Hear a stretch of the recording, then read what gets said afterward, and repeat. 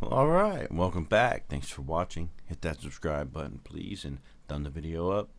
So this time I made this watermelon cage slash trellis thing. It came out cool. I think it's going to work a good purpose. It's going to stop my watermelon from taking over the whole greenhouse, and hopefully it'll be long enough. I can always add some.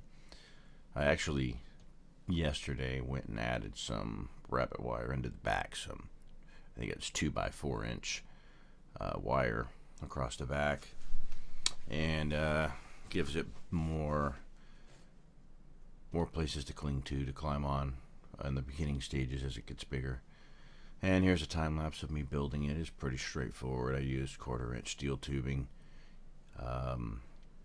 And I'll give you a little update on the channel, where I'm going and what's happening next. So I've been working on my book, and I posted a few chapters here on YouTube, and the analytics kind of told me that I needed to rework it.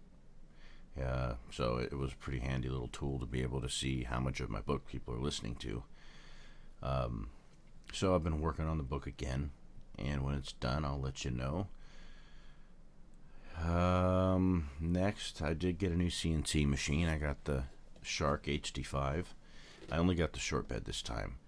I didn't really need the long bed, the extended bed last time. I noticed that I really was only using a smaller portion of the machine, and anytime I needed to go longer, I could always do a tiling toolpath, so it'll save me a lot of space. I just had to save up, and I bought a spindle, but I got the larger spindle that can hold the ER20 collet, because I didn't really like the fact with my last one that I could only run the ER10 or 11, and only could go as high as 1/4 inch. Excuse me. I could only go as high as 1/4 inch, so I wanted to be able to run larger shanks, larger tools, to get more surface area cleared out faster. So I bought this one, but the thing is it doesn't come wired up to the potentiometer, so I have to figure all that out. So that'll be a project coming up. First, I've just been overwhelmed with this greenhouse. I wanted to get it done because I was running a little behind. This should have been done 2 or 3 months ago, but like all things, you gotta do it when you have the money. So finally finishing this up. I still gotta build some tomato cages. I'm not buying those daggum cheap tomato cages you see at the store. I hate those things. I've tried using them backwards before, like upside down with the big side on the bottom, and then it works okay that way, but I just can't see paying for it. I have stuff, I can build things, it's might as well.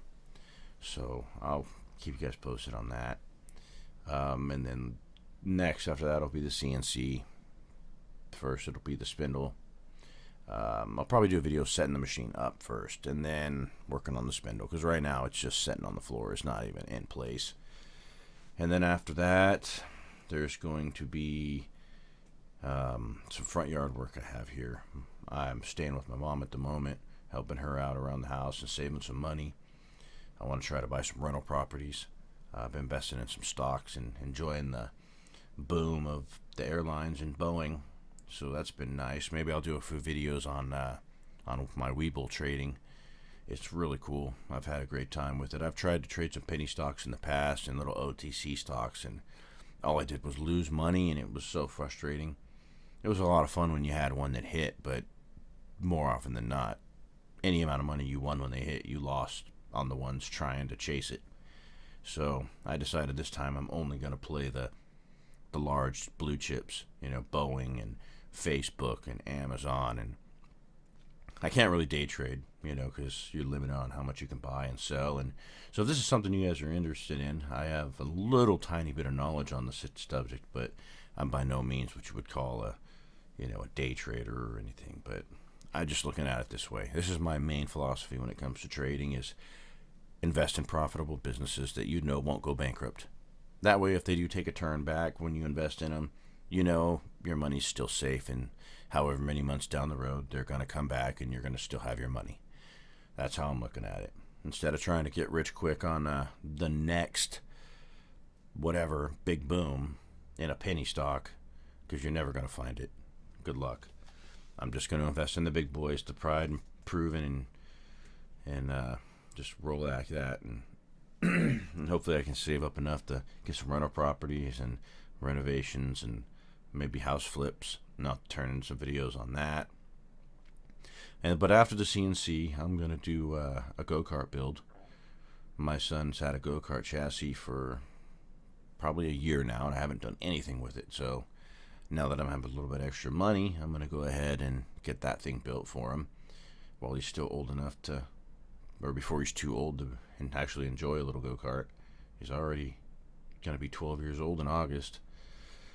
And so that's coming up. I eventually want to get a 3D printer, and I'll be doing CNC videos probably once a week. Maybe a design and then a build. Last time what happened was I just did so many videos because I was having such a fun time doing it. But I built a collection of all these signs. And my experience taught me that it's fun to do it, but generally when people want to buy a sign, they want it custom made. They may like the idea of a sign that you've made, but they want it their own way. And so generally what happens is they look at the sign I made and they're like, oh man, we should do that, but like this. And then so I still have the sign that I made, and then I make another sign for them. So I'm really gonna limit just making signs for the sake of doing YouTube videos.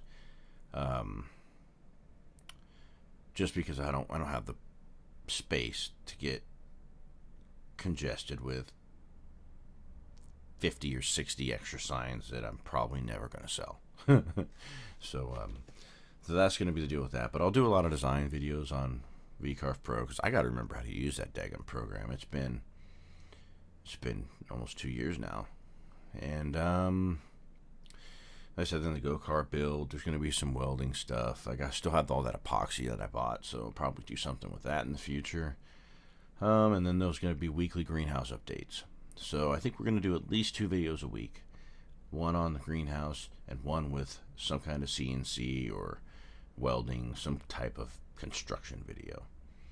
And other than that, I think... oh, and if you guys are interested, let me know, and I'll do screen captures of my my Weeble trading, kind of show you guys what I'm up to, what I'm buying and when I'm selling, stuff like that, my strategy.